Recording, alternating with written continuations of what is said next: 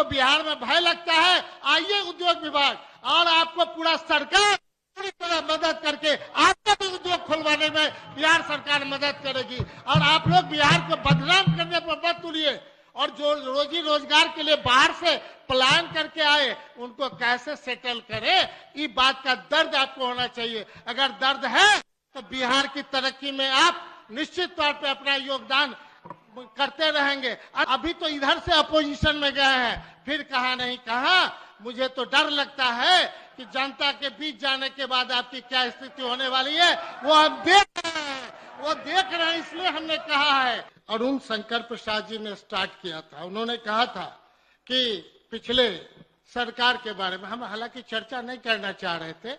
मेरा मानना है आजादी के बाद जितने भी मंत्री हुए, जिन लोग का लक्ष्य था बिहार को आगे बढ़ाने का, उस लक्ष्य को प्राप्त करने के लिए अभी की सरकार, माननीय मुख्यमंत्री जी, उप मुख्यमंत्री जी उसमें लगे हुए हैं। और उस कड़ी को आगे बढ़ाते हुए एक छोटी लकीर को बड़ी लकीर खींचने में हम लोग लगे हुए हैं। इतना ही कहेंगे, किसी के बारे में कहना नहीं है।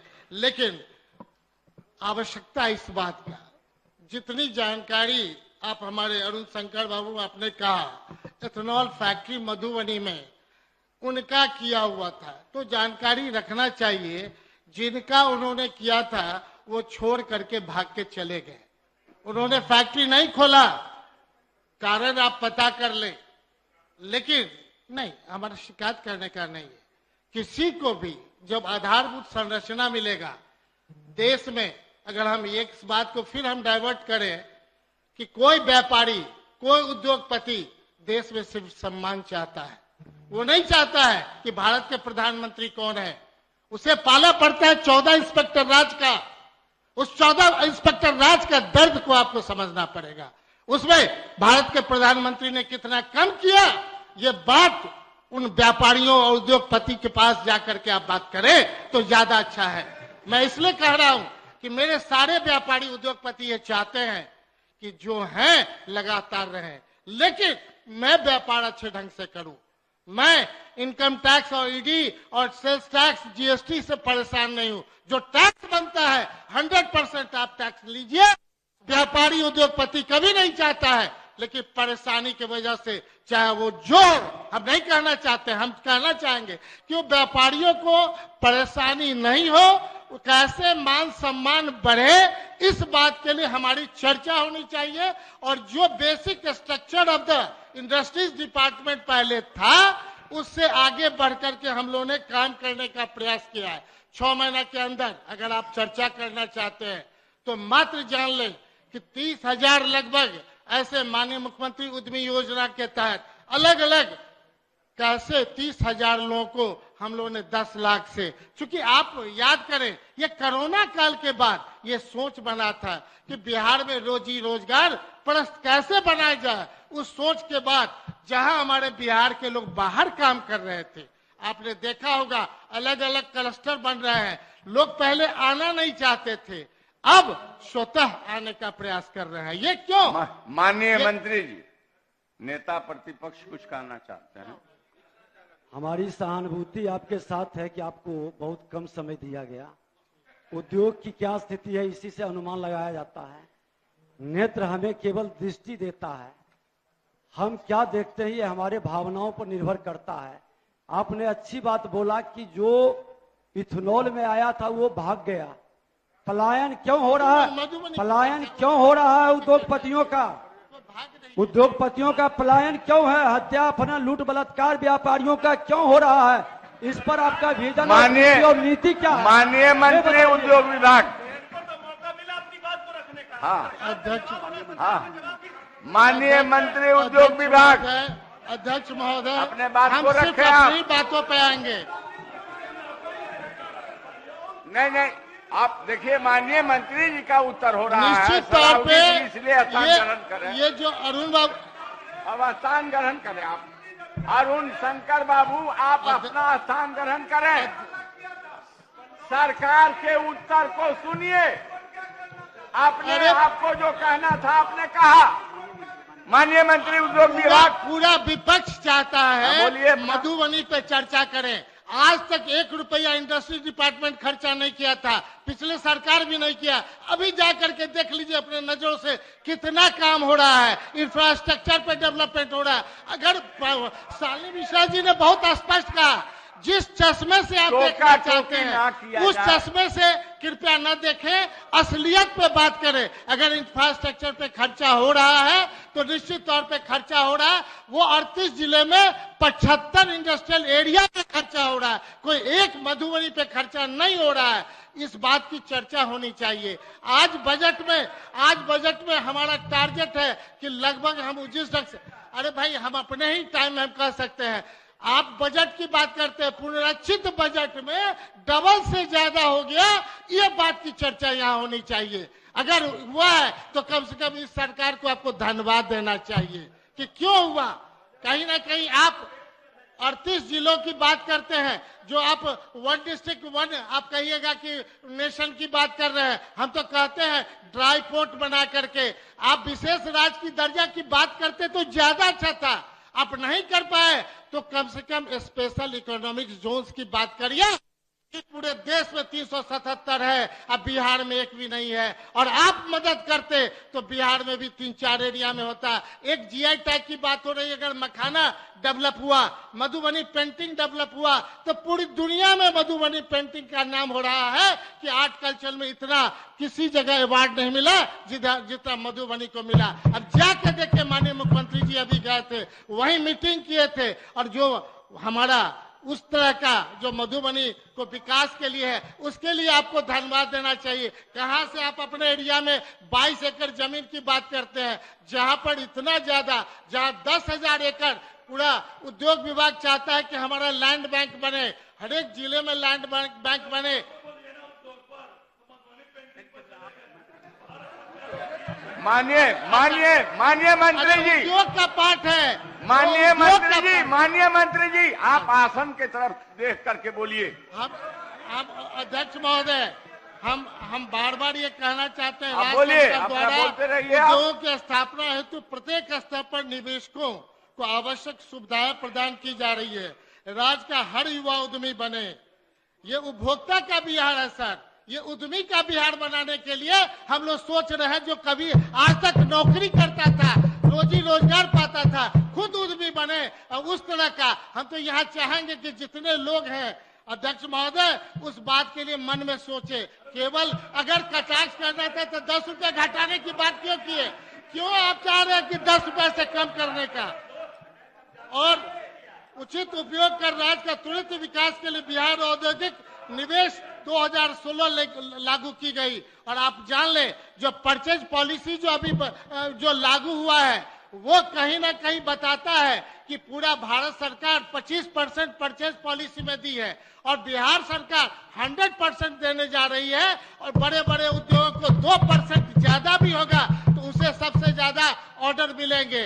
और 7% तक की नहीं, अगर छोटे उद्योग होंगे, कुटीर उद्योग, उनको कि नहीं लाभ मिलेगा। हम कह सकते हैं ये 12 से 13 करोड़ का बिहार है, लेकिन आपने प्लानिंग अगर किया होता तो नेपाल का रास्ता इधर ही से आता है, वो आप पे जुट जाता है। नॉर्थ ईस्ट का रास्ता इधर ही से जुट जाता है, आपके उद्योग धंधे में इतना बनावट बनता है। और पिछले बार आपने कहा था 100 उद्योग, निश्चित तौर पर मधुबनी में छोटे बड़े 100 उद्योग खुलेंगे, और आपका भी सहयोग लेंगे। और आपसे भी आग्रह करेंगे, घोर आरएसएस के जितने लोग हैं उनसे हम आग्रह करेंगे, आपको बिहार में भय लगता है, आइए उद्योग विभाग, और आपको पूरा सरकार पूरी तरह मदद करके आपका भी उद्योग खुलवाने में बिहार सरकार मदद करेगी। और आप लोग बिहार को बदनाम करने पर मत तुलिए। और जो रोजी रोजगार के लिए बाहर से प्लान करके आए, उनको कैसे सेटल करे, ये बात का दर्द आपको होना चाहिए। अगर दर्द है तो बिहार की तरक्की में आप निश्चित तौर पर अपना योगदान करते रहेंगे। अन्यथा अभी तो इधर से अपोजिशन में गए हैं, फिर कहा नहीं कहा। मुझे तो डर लगता है कि जनता के बीच जाने के बाद आपकी क्या स्थिति होने वाली है, वो हम देख रहे हैं, इसलिए हमने कहा है। और आने वाला वर्ष 2023-24 के लिए भावी योजनाएं जो हमारी है, वित्तीय वर्ष 23। आप अपना जारी रखिए। 23-24 में मशीन उपकरण का क्रय करते हुए सुचारू रूप से दोनों कोकुन बैंक का संचालन जीविका के बिहार द्वारा पटना द्वारा किया जाएगा। पूर्णिया व मुजफ्फरपुर में बिहार राज्य खादी बोर्ड के जमीन पर खादी मॉल का निर्माण आधारभूत संरचना विकास प्राधिकार द्वारा किया जा रहा है, जिसके लिए 16 करोड़ रुपए दिए गए हैं। निश्चित तौर पर भविष्य में आप हमारे साथ रहेंगे तो आप माने मधुबनी के साथ दरभंगा को भी जोड़ करके वहां भी किया जाएगा, कोई ऐसा नहीं है। लेकिन आपको रटना पड़ेगा, मुख्यमंत्री योजना के बारे में सोचना पड़ेगा कि पूरे बिहार में अगर 30 हजार लोगों को मिल गया, एक छोटी सी बात है, अगर 30 हजार मिला है, आने वाला टाइम फिर 8 हजार लोगों को मिलेगा। पूरे बिहार में सुन लिया जाए, 38 जिले आप घूमेंगे, हर एक जिले में 500 लोग, महिलाएं, पुरुष, युवा, माने अल्पसंख्यक और साथ में दिव्यांग को भी जोड़ा गया, जो आज तक के हिस्ट्री में नहीं है। और 176 दिव्यांग को बिहार में उद्यमी योजना में नहीं डाला गया है। इसलिए आप कह सकते हैं कि किसी जिला में जाएंगे तो 500 से ज्यादा नए उद्योग खोलने वाले आपको मिलेंगे, और वो कहीं ना कहीं आपके भाई भतीजा ही होंगे, क्योंकि आप लोग ज्यादा उद्योग की बात करते रहे हैं। इसलिए हमने कहा कि माननीय मुख्यमंत्री उद्यमी योजना में जो नव चयनित लगभग अभी 8000 लाभुकों को प्रशिक्षण प्राप्त कर उनके बीच राशि का वितरण भी किया जाएगा। राज्य के युवाओं को बिहार का स्टार्टअप यूनिकॉर्न बनाने हेतु प्रोत्साहित किया जा रहा है। इसलिए पटना के मौर्या लोक कॉम्प्लेक्स में 64 जी नहीं, आप जाके देख लीजिए, आपका मन मिजाज बदल जाएगा, है ना। मैंने चाइना में रसा में पानी आता था ना, तो कुछ लोग यहाँ छत्ता निकाल लेते थे, इसलिए वो बात नहीं करिए, समझे ना। इसलिए पटना के मौर्या लोग चले जाइए, आप जा करके देखिए कि कैसे 100 रुपए में एक दिन के लिए मिलता है, और 1000 से पहले जान के तो देखिए कि कैसे उद्यमी को क्या आवश्यकता है, क्या केवल व्यापारियों के ही है। आप बोलते हैं वोट तो ले लेते हैं भारतीय जनता पार्टी, लेकिन व्यापारी के पक्ष में कोई बात आप लोग नहीं कर रहे हैं। आपको करना चाहिए तो जाके देखिए, आप उद्यमी बनाने का काम करिए। अगर कोई कमियां हो रही है तो सरकार को बताने का काम करें, ताकि सरकार आपको इम्प्रूव करके उसको पूरा करने का प्रयास करे। ये मेरा है। आप ढेर सारा क्लस्टर खुला, आप बताइए कि नहीं टेक्सटाइल्स क्लस्टर खुला आपका कि नहीं, मैंने जो अभी हम तो कह रहे हैं कि 6 महीना के अंदर 30,000 लोगों को 10 लाख रुपया दिया गया, हर एक जिला में 500 लोगों को है। नहीं, भारतीय जनता पार्टी दिल्ली से भेज दी थी, भारतीय जनता पार्टी का 1 रुपया का है इसमें इन्वेस्ट। अरे माननीय सदस्य बिहार में सरकार के द्वारा अपने जो कार्य किए गए हैं इस स्टेट के लिए, उन्होंने उसके संबंध में अपना पक्ष रख रहे हैं। मैं आप लोगों से चाहूंगा कि आप शांति बना करके सुनिए, अगर मुख्यमंत्री उद्यमी योजना में जो 10 लाख रुपए तक है, अगर आपका कॉर्पोरेशन तब होगा, सारा बिहार का बैंक 10 लाख से 1 करोड़ रुपए तक उसको देने का दृढ़ संकल्पित रहे तो बिहार को कोई पीछे नहीं हटेगा। SLBC की बैठक होती है, कमिटमेंट होता है, उस तरह के प्रस्ताव के साथ। माननीय मंत्री जी, आप व्यापार से भी जुड़े हैं और माननीय मुख्यमंत्री जी बैठे हैं। बिहार स्टार्टअप योजना भ्रष्टाचार का भेंट क्यों चढ़ गया, और अफसर के द्वारा दबाव डाल करके व्यापारियों और उद्योगपतियों से वसूली की व्यवस्था पर सरकार की क्या नीति है? हो गया माननीय उद्योग मंत्री। आप लोग जाने वाले नहीं ना है, अंतम सुनिए ना, कहना चिंता करते हैं आप। समय हद तक बैठिए, नहीं तो हमको लगा कि जाने वाले इसलिए ऐसा बोल रहे हैं। भविष्य में मेरा ये कहना है कि राज्य युवाओं को स्टार्टअप यूनियन में जो आपने कहा प्रोत्साहन किया जा रहा है, इसके लिए पटना का मौर्या लोग जाकर के देखें, जो हमने कह दिया ना, आप जाकर देखेंगे ना। और 10 लाख से लेकर के जो 50 लाख तक हमारा है, आप उससे 1 करोड़ तक आप भी बैंकों को, चूंकि आपका कोई बिहार में बैंक नहीं है, कोई स्थापित नहीं है, और जब आप सपोर्ट नहीं करना चाहते हैं तो सदन छोड़ करके कि नहीं आप भागेंगे, इसलिए कि बिहार के प्रति कितना दृढ़ संकल्पित है, व्यापारियों के प्रति कितना दृढ़ संकल्पित है, उद्योगपतियों के प्रति है। तो 80 पहले के सरकार में और आपके सरकार में 80 करोड़ आबादी बराबर 100 उद्योग पूरे देश में हो गया। बिहार में वैसी बात नहीं है। निश्चित तौर पे नेता प्रतिपक्ष माननीय मंत्री जी बोल रहे हैं, अब आप स्थान ग्रहण कीजिए। आप बोलिए, अपना बोलिए। यहाँ पर 104 सीट और 200 से अधिक सीटों के लिए आधुनिक कार्यालय विकसित किया जा रहा है। मंत्री जी बोल रहे हैं पीएमएफएमएसी के तहत लाभुकों को उद्योग के लिए बैंक ऋण उपलब्ध कराने हेतु भी डिपार्टमेंट दृढ़ संकल्पित है, हर एक जिलों में जा रही है, इस कार्य को कर रही है।